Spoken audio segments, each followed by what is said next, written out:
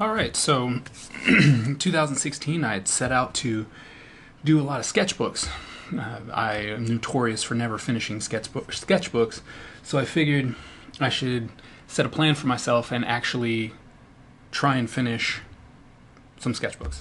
My goal was 5, and I got to 4, and 4 and a third of another one, but I finally finished some sketchbooks. So got this little one. Always took that with me. This is my daily sketchbook. This was a crescent art sketchbook, which was awesome, and I'll talk about that later.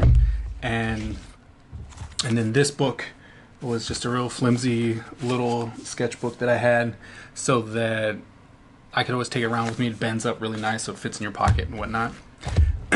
So normally when I do sketchbooks, I do a lot of stickers because it's easier to tell people that I want that sticker, or I collect stickers when you put them on sketchbooks. A grown man like myself collecting stickers generally is frowned upon, but I'm an artist, so it doesn't really matter. I didn't do it on this one because the leatherish, fake leatherish on this really peels out when it comes to the stickers, so I just decided that it's probably better not to do that. But so sketchbooks to me are not holy at all. A lot of people think that it's like the holy grail of things for artists, like don't touch my sketchbook, don't draw on my sketchbook. But I really take it as a journal.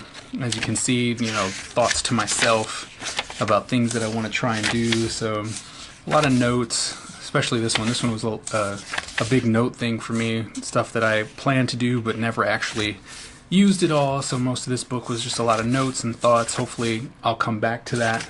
I do some drawings in there eventually, not many. So, and then I let my kids draw in my sketchbooks and play tic-tac-toe, and it's always fun. This allows for my kids to actually be part of what I'm doing, and then they find a joy in actually doing art when they want to. It's not like, oh my goodness, I can't touch that, that's daddy's. So it's really nice to be able to actually have something that they're willing to scribble into while keeping notes and to-do lists and stuff. Bills, scribbles, any type of notes. And then getting into something that I really liked, waiting at the bus stop, I think, or train stop somewhere. Writing out a script for my magic users in Dark Legacy. So that was interesting, writing it out. So I'm trying to see whether or not to write it vertically or horizontally or in a circle. The KAISER. Scribbles for my kids, drawing for my daughter. Scribbles, ideas, people I had to talk to. Here's an idea of a script actually being written out. More ideas. Bad head sketch.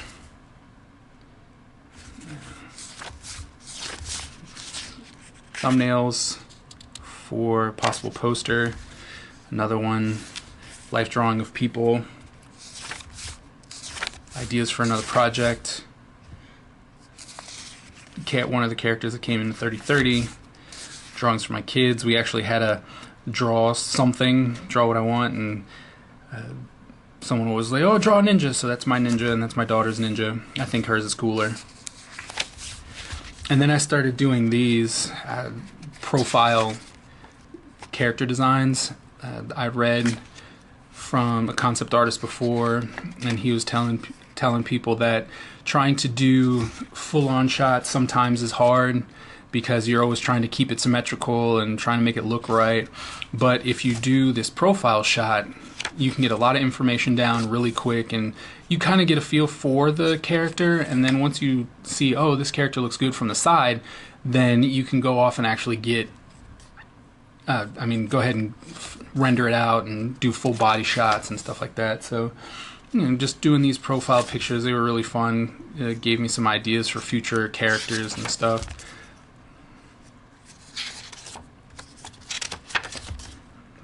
As you can see, I really like the idea. You'll actually get to see it more in my daily sketchbook because I really took to heart And the thing is that you'll see that I do things congruent, or I started doing things congruently, because while I figured that out over in that one, I started doing it here too, but not right away.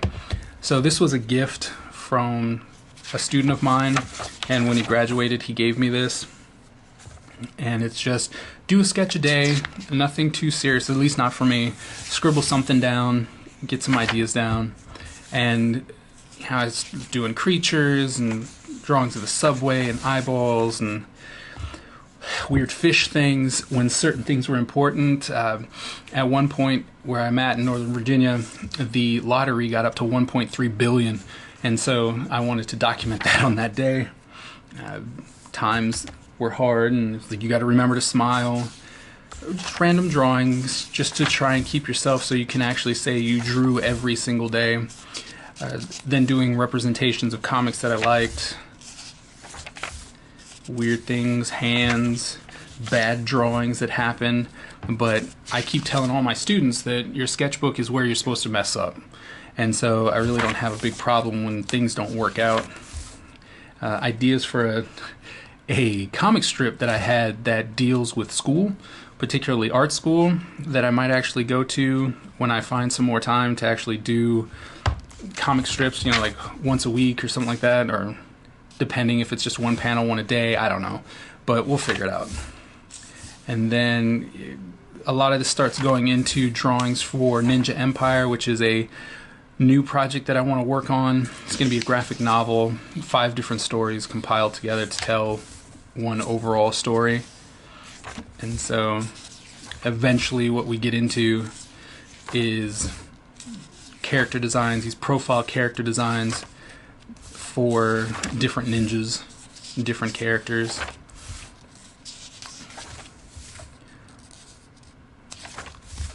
And this one, which was really cool, which was creatorsforcreators.org. And they announced that they were going to be giving out $30,000 scholarships to comic book artists so that they could actually do independent stuff. I thought that was a really great idea. I wanted to participate in it, and yet time got away from me, so I didn't. But I definitely promoted it so with all my students, and I really hope that someone decided to take advantage of it because it was a really great idea, and I hope that they see that we really need to keep doing stuff like that. And if they do have another one this year, I will definitely be partaking in that. One of my first characters for Ninja Empire, you'll see a lot of him in the upcoming sketchbooks and stuff. But as we move forward, you'll start seeing that the pictures, so 3/4 straight-ons, but then as we move forward, you'll start seeing more and more of the profiles because it's just easier. On May 2nd, I found out that I was going to Comic-Con. That was a nice rush to try and figure out how I was going to get there and pay for tickets and all that good stuff. So that was fun. But yeah, as you can start seeing, we're going more and more into profiles. This is Shinkota. He's actually going to be one of the main ninjas, so definitely watch out for him. This was a drawing that eventually ended up being 30 and 30. This was my birthday, so I drew a cake. Then trying to come up with symbols for clans. I definitely need to go back to that because I think I completely missed the boat on that. Yeah, here we go. Here's all my just profiles. Had some people make some comments about it. They're like, "Oh, you should try different angles." But for me, this is how I do character design when I first start. I do profile shots because, like I mentioned earlier, it's just really easy to knock out some of the character ideas so you can get a feel for what's going on. And excuse me, I think that this method gives you a lot of information and then you can just build upon it. It doesn't take long, but you get to put down a lot of detail and just move from there. And just little, like this one, I really like this one. I'm gonna make sure that I do a character from that. I think she came out pretty cool. And I have a lot of reoccurring themes that happen with certain people, which leads me to believe that I need to make that character. So that's definitely gonna happen too. Like this kind of mask idea. That's a half mask that covers the face, and then the top of the head is open. So there's probably going to be a character with that. I love hoods. For some reason, I have such a hard time drawing them. This guy, this samurai guy, is eventually going to be one of the main characters.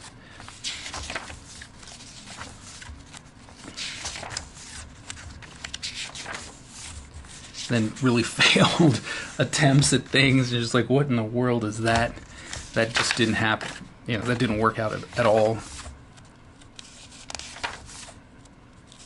This guy is kind of cool. Oh, here you go.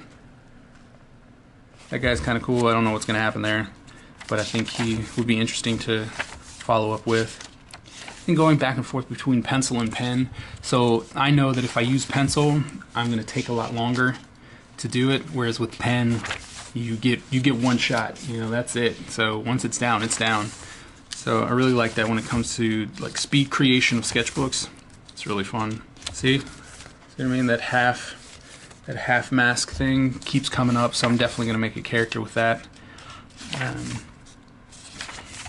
And so that was 366 days of stuff, and then, you know, my youngest daughter just took to the back of the book and scribbled on it. So, and as you can see, there are stickers all over everything. I love stickers.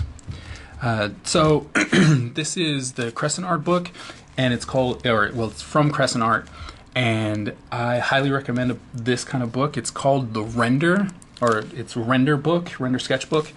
And the reason why this is so unique is the fact that I don't know how they've made their paper, but for some reason you can't bleed through it. So it's a non-bleed through paper, and I really didn't believe them when I started, and I questioned the guy. I was like, yeah, right, come on, I've seen lots of paper that say there's no bleed through, and you know, what happens if it does bleed through? How do you bleed through? And he demoed it with chart pat markers, which is some of the juiciest markers that you can get, so it really puts out a lot of ink. And he covered a page, flipped it over, nothing, and then he marked on that page, flipped it over to the other, and there was nothing there either.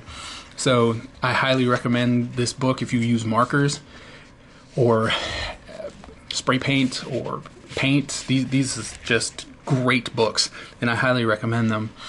The thing that I wish I did was actually utilize the fact that I could use markers, which I really didn't do. I did it here.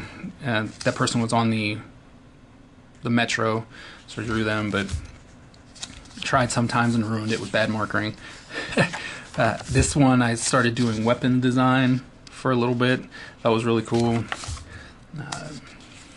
Blue line, getting back into trying to do little thumbnails of environments. I didn't do too many of them because I shy away from environments because I stink at them. So I really should get back to doing them, but I tried it for a little bit and I figure I'll come back to it later. Having other artists, this is an Elvin Hernandez drawing that I inked over, and if you don't know anything about Elvin Hernandez, go check him out on Instagram, Elvin Hernandez Art. He's a fantastic artist. I highly recommend you checking him out. Then in these thumbnails, this book I did some thumbnails, lots of them actually, but this was for a project that I was working on that didn't really go anywhere, but it was fun. My daughter's drawing in my book. Once again, absolutely no qualms with my kids drawing in my sketchbooks as long as I know what's going on. Contact information from professionals, and creature design, bad creature design, and then something actually coming together. Notes. Once again, another project. Lots of notes though. Projects on what I should do, questions and stuff like that. I really hope to get back to that. And then thumbnails. If you're not doing thumbnails as an artist, you're really doing yourself a disservice, because this is how you can work everything out before you get to the board. You're not wasting a lot of money. And you can work out all your problems, especially if you start doing them in grayscale or just color blocks. It really works. Graphic design ideas for stuff. Drawing of my daughter. Chibis. At one point I started doing chibis.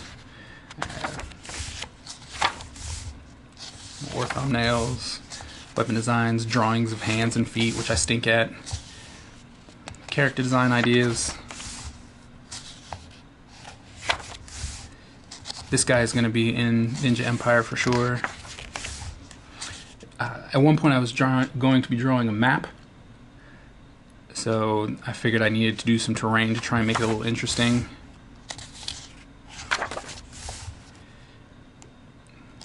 This guy right here, I was really thinking he was going to be the evil overlord of Ninja Empire, but I don't know. Don't know yet. There's Shinkoda, a little bit more design there. He's going to be a lot of fun. The start of Ninja Empire and what I was going to try and do, a logo idea that got shot down pretty quickly. Most people just said it only says Empire, but I thought it was kind of interesting.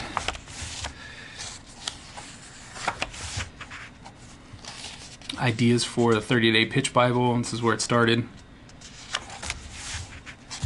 Character designs, little ones. Yeah, I really want this guy to be something. I think he's pretty cool. Superhero designs. Failed attempt at markers. But see, as you can see, there's the marker. Alright? Nothing on the other side. So it actually doesn't go through, so it's actually really good. Then I finally really started getting into some Ninja Empire character designs, which I was very happy with. Commission, thumbnails, drawing influence from one of modern's animation's greats, Avatar and Legend of Korra. Great stuff. Highly recommend watching that. And then thumbnails. I mean, gestures. I stink at poses, so I definitely have to go through gestures a lot. There's that one. And once again, stickers everywhere. And this last one, I was trying to teach myself again how to draw, I guess.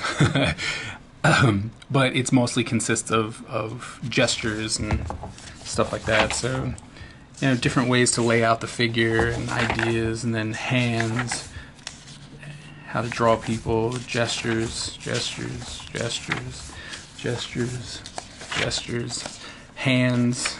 I stink at hands, so trying to draw hands and feet, and gestures on people, and gestures and gestures, hands. And if you keep doing hands and feet, you start getting better at them. And profile character designs, gestures, gestures.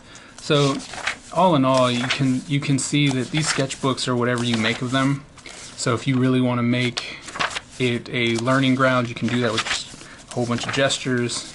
If you don't, you know, you can just put actual drawings, hands, gestures, gestures, gestures, and then drawings of people at church. When I was there, I was drawing the back of them and stuff like that. So, you know, but there you go. So 2016 was pretty good for me. That's 4 books that I was able to accomplish. I'm hoping to do 5 books this year. I'm well on my way, and we're only 6 days in. I've been really busy, so I'm really trying to step it up to ensure that I can get these sketchbooks done. And I hope that maybe you'll join me in your challenge of completing sketchbooks, because I know, for one, I stunk at it.